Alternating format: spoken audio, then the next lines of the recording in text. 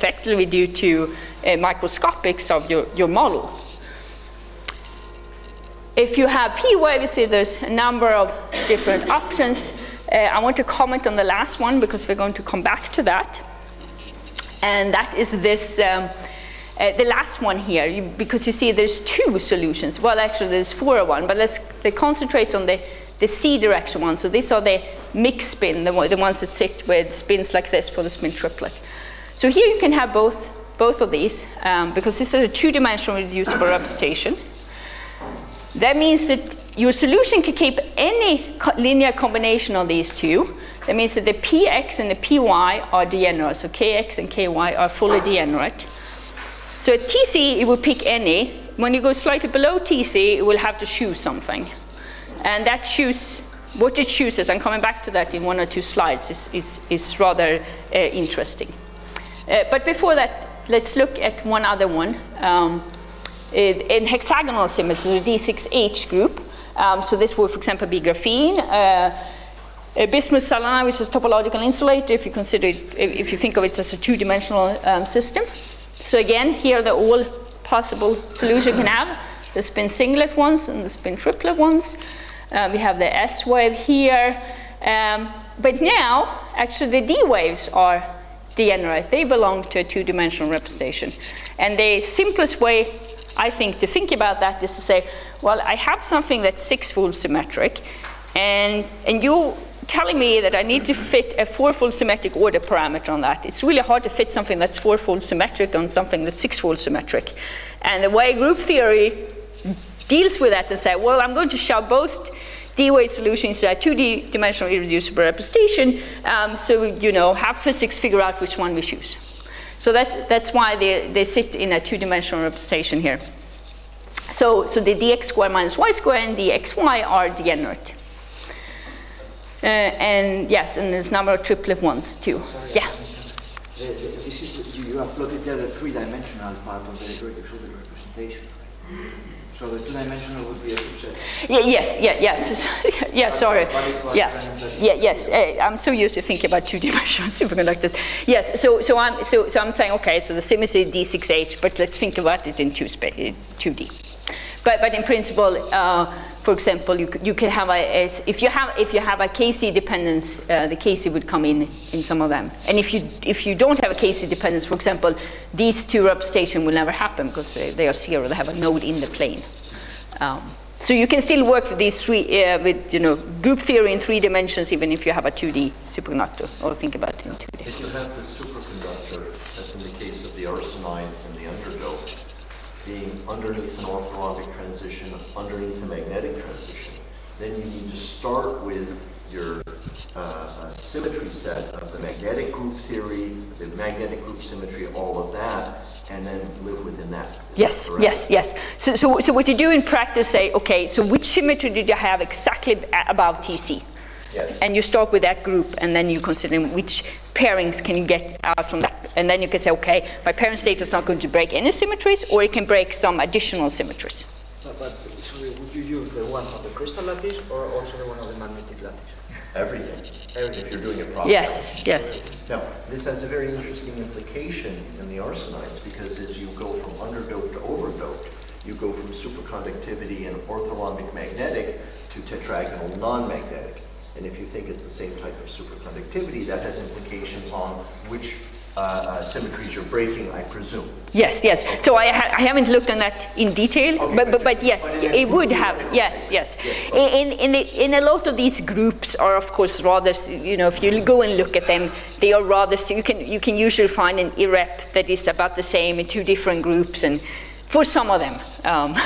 But yes, it gets, and of course it becomes very important is if your transition happens with superconductivity or slightly above the Tc, because it depends on what it does with the superconductivity. Okay, so I already hinted that I'm actually really, I really find these degenerate states fascinating, and that's because they become highly unconventional, because you can your order parameter can choose various a lot of different options. Even if I say, well, you have to live in this irrep, you have a lot of options, right? It turns out that very often it chooses the complex combination. So it says, well, I'm going to take one order parameter times I, the other one. And why is that? Well, it is because this fully gaps the spectrum in general. So if you look at the d+id one, I will give an example of this soon with a picture, but effectively say, wherever this one has a node, this one does not have a node. So in all together, if you take the magnitude squared here, this one is never 0, except at the gamma point. But as long as your band structure doesn't cross, your Fermi surface cross the gamma point, your spectrum is fully gapped. So that's a hand-waving version why in nature we seem to go for this complex combination. I should say there are some possible exceptions to this. There's been discussion of a nematic phase, for example, in copper dope bismuth selenide. This is a topological insulator, becomes superconductor if you copper dope it. So there is some exceptions, but it tends to be that you have to add some other physics to sort of constrain it into choosing not this chiral combination. So, if you have multiple components, you would probably also have multiple transitions inside the superconducting phase. Would you? No, so what happens if it's just this one is that at TC, the TC for this one and this one are degenerate, so that happens at the same TC. And as soon as you go below TC, the system will pick this one because it's the only one that fully gaps your spectrum, so you get most condensation energy, and that happens. So for the simple, say d+id, it's actually just one transition temperature. And that's why these two-dimensional irreps are special, because you really just have one transition temperature. Otherwise, if you have multiple components, you expect one transition and then another one. So the two examples I'm giving, and I'm going to continue to talk a little bit about, is the spin singlet d+id for hexagonal lattices, and then the triplet p+ip that happens for the square lattice. And I already used the word topological for these. I'm going to show why they are topological. I think I also used the word chiral.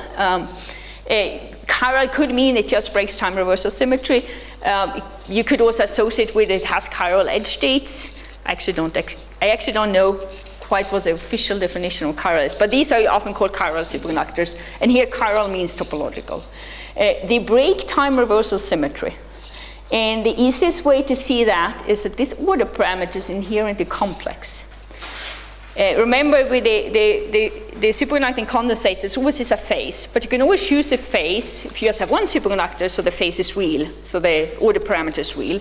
If this one is complex, you can never gauge away this I, it's always there, and that means that the order parameter is complex, it means you're going to break time reversal. So that's the simplest way to see why it breaks time reversal symmetry. You can, of course, work through the math and show that it does. And as I said, it has a fully gapped bulk spectrum. So with that, I think I have covered the introductory part. So I'll try to answer the question, what is a superconductor? Well, it's a short superfluid or Cooper pairs with a fermionic character. And this fermionic character really is going to determine what sort of symmetries your condensate can have. And the Cooper pairs are formed by an effective attractive interaction. And how do we describe it? Well, the microscopic description would be BCS theory, which really is a mean field theory. It's very good because it makes it reasonably easy to work with. In the end of the day, you end up with a linear algebra problem. You either have to solve a 2x2 or a 4x4 matrix, and it's usually described in what's known as Weyl-Degen matrix formalism.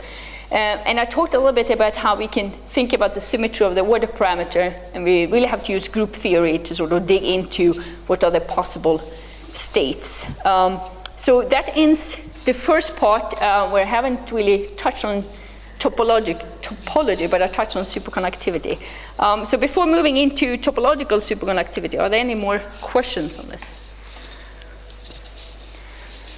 It's a very general question, but are there instances where BCS theory breaks down, or should we look at it as a very efficient tool, which is kind of... Yes, I prefer to not think about it. No, of course. There is a lot of discussion, are the cuprates really described by BCS theory? I think on the, because BCS theory, after all, works with, it's a ground state coming out from a Fermi liquid. And if you didn't start with a Fermi liquid, does it work? So for a lot, so maybe for some of a very strongly correlated system, it's not entirely clear that this works. But it seemed to, if you just look at the properties in the cuprates, they seem to be rather well described. Assume spin singlet and D wave, and in my world, it's rather well. Maybe you have something to add to that. I can comment on that and then a question. There's been discussions on incredibly low carrier density systems. Where can that be BCS because your whole Fermi liquid may not be right. So there's some discussion even in trivial systems without any ferromagnetism, whatever. If you are at carrier densities of 10 to the 19 or something like that, can you still think of that as coming out of a Fermi liquid? So that would be another example. But I think that's unsettled, right? What? It's unsettled if you can, No, but this is one of the questions where yes. it may be too. Yeah. But I had a question going back to the other thing. If I have a phase diagram, and again, the arsenides I know, where I have superconductivity, in one case it's emerging out of tetragonal paramagnetic, and in the other case it's out of orthorhombic antiparamagnetic. Does the symmetry of the superconducting order parameter have to be different, or in terms of superconductivity, can I just move across and say it's the same superconductivity? What does group theory or this generalized form say about that? I think they can be the same, and often the argument is if the group theory is precise. In effect, there's a lot of the, for example, the D-wave solutions exist even for the D6 groups and except for the D4 groups. So you might not label your reducible representation with the same tag, but in the end of the day, it has the same symmetry. So for the physics, it would be the same. That was a little bit my comment that you can often find an irrep that has the right symmetry, so it works, but you call them different things. Just. So if you, for example, measure and it looks like very similar superconducting states, then you can probably limit yourself in, it must be this line or this line in the two different tables.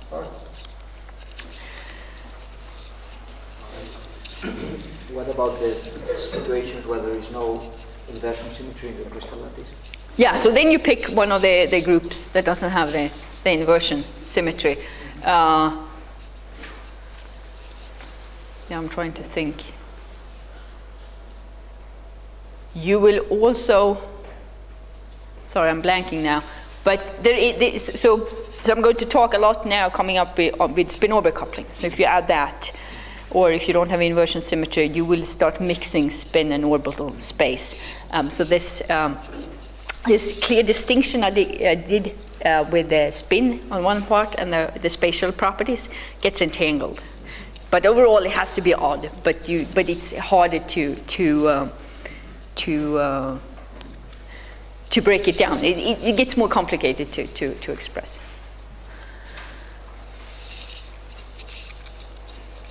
Okay, so let's move on to topological superconductivity, and then one day was what I really wanted to talk to. But I think now we have the tools to understand where some of these topological superconductors come from.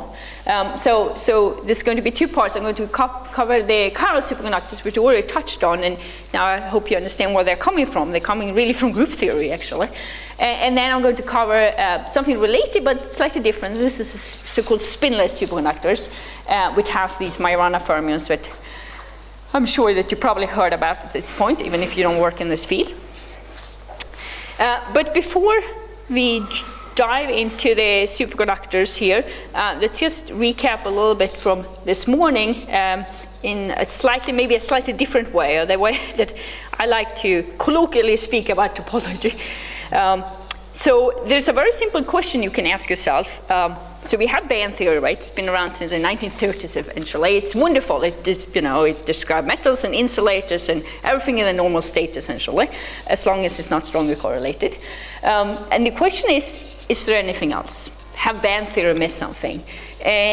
the answer, it's been discovered the last 10 years, is yes, there is something else. It's a twist to the story, or a topological twist, maybe you can say. And one way to see it is, well, actually, if you add spin-orbit coupling, which you can certainly do, and you can solve for spin-orbit coupling, and you again get band structures. There's nothing strange with that. But sometimes, in that case, you get band inversion. So what looks like one band structure without spin-orbit coupling have the bands inverted when you add spin-orbit coupling. It's been known for a long time that some semiconductors of heavy elements do this band inversion. Very colloquially, it looks like this. So you have a band structure. If you calculate it without spin-orbit coupling, you have a band that's red and one that's green. Colors here could be, they represent a quantum number that describe this band. It can be the orbital index or the spin or something. And then you add spin-orbit coupling, and in some cases, these bands actually invert each other. So the red valence band becomes the conduction band, and the green band here moves from conduction to valence. And you can actually stare on this and say, well, if I call this normal, then this is different. It's actually topologically different. It's impossible to go from here to here without using a scissor. So these actually have different topology. You could also, if I'd given this talk more than 10 years ago, I would have called this an inverted band structure. And now I stand here calling it topological. But in the end of the day, it's the same. But what we realized is, of course, it's better to probably call them topological, plus it sounds nicer or fancier. Because if you have a topological insulator, so you have this inverted band structure here, and I assume your Fermi level sits here in between, so it's really an insulator. And outside there's a vacuum, and vacuum is a normal insulator. It's a normal insulator with a very big band gap, but I can describe it as a normal insulator. What happens is that I do have to connect, this state to this state and this band to this band. So I do that, and somewhere in the middle, the states needs to cross the Fermi level. This is why you get zero energy boundary states in a topological insulator. This is a very hand-waving version why these edge states appear and why they have to appear, because there's no way I can go from red up here to red down here without crossing the Fermi level. Therefore, there will be states at zero energy somewhere on the boundary here.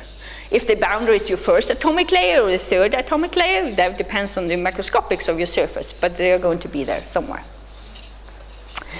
So what we already heard very nicely this morning was that there's two big things to topological matter.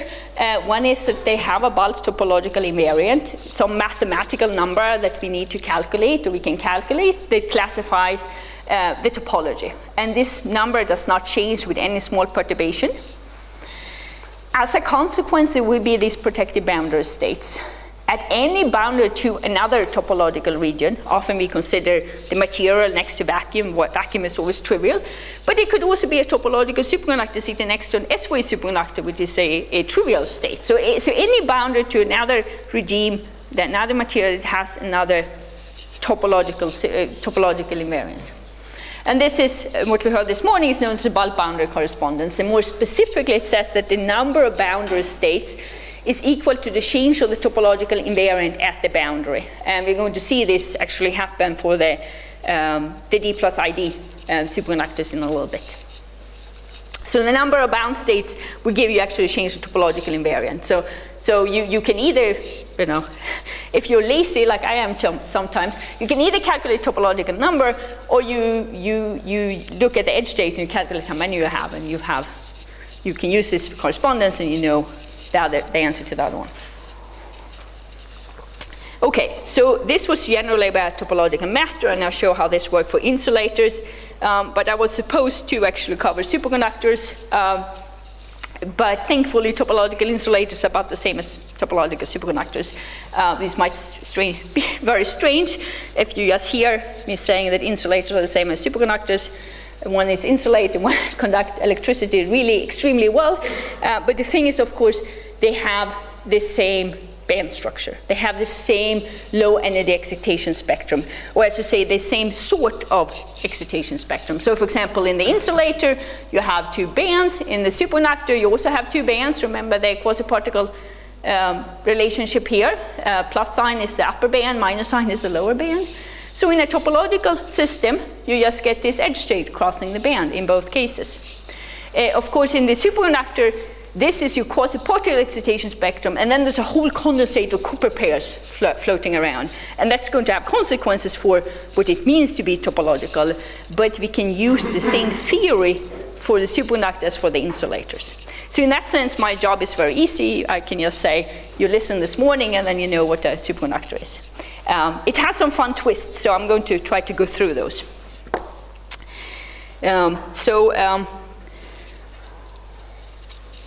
We already saw this table this morning, so this is known as a tenfold way of trying to classify which sort of topology we have. And it's just using 3 different symmetries, time reversal, particle hold, and what's known as chiral. This really is a combination of time reversal and particle hold. I'm not going to go through this in detail, I just want to give you a flavor for how many different possibilities there are. Here are the different dimensions you live in. If there's a little line here, it means there's no topology. No non-trivial topology. But if there's a number, so it's a C2 number, you can be trivial or topological. If it's a C number, it can be trivial or topological with invariant 1, 2, 3, 4, 5, and so on in principle. So you see in all dimensions there are certain classes that are topological and certain that's not. If we focus now a little bit on the d+id system, that is the superconducting systems, these would be the relevant classes you would look at, so it's a slight subset of them. For superconductors, we are very focused on, is this a spin singlet or spin triplet superconductor? So it's good to know how it depends, how it behaves under SU2. So cross means it doesn't have SU2 symmetry, ring means it does have it, and I think triangle here means that it has some of it. And here, and then time reversal symmetry here. And here are examples in 2 dimensions. So this is why I was so focused on 2 dimensions before, because this is so far very often done actually in 1 or 2 dimensions. So here's a number of cases. The ones I like to focus on here is the spinfold chiral, P plus IP. Remember, that's one that shows up in the square lattice D4H group. The D plus ID state, we talked about too, it's also a chiral state. And then I'm going to talk about the spinless, the one up here. And if you look at this table again, so it's just a table from the previous page, and we look at where they sit, so the chiral P plus IP sits here, so we have to be in 2 dimensions, it's not going to be topological. The D plus ID, again, has to be in 2 dimensions, so it's not topological. The spinless case, it's a little bit special. It can be both in 1 and 2D and be topological, has like different topological indices. It turns out that if you actually get a P plus IP spinless in 1D, you very often jump to the BD1 symmetry. So you jump from this one up here. And the thing what happens is that you can actually invoke an effective time reversal symmetry in this system. You can effectively ignore the I on the Y parameter. Okay, actually, this is px plus ipy. If you limit that to 1 dimension, the y direction doesn't matter, and then you get rid of the I, and you actually have time reversal symmetry. So you can jump from a C2 to actually C index. This was a slight detail, but yes. So with that, I'm just trying to tell you that there are many different topological states. I'm just going to cover a few. So let's move into the ones I want to cover, this chiral, P plus IP and D plus ID.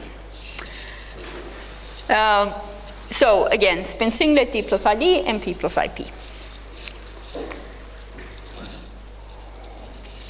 So I would like to give you a flavor for where I think they can be possible to find them, and a little bit about their properties. So let's start with the D-Weyl one.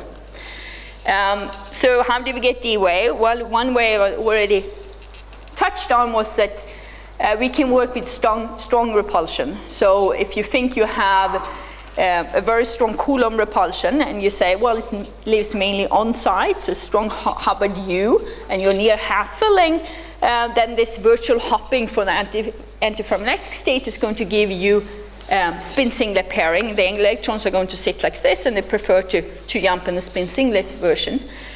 So we know that you're going to get spin singlet pairing. We also know that you really don't want to sit with 2 electrons on the same site. Isotropic S wave, it's isotropic in K space, so it's uniform K space, if you go back to real space, that's a delta function. So S wave in real space is sitting on site. But having a Cooper pair on one site, then you pay the price of this Hubbard U, really unfavorable.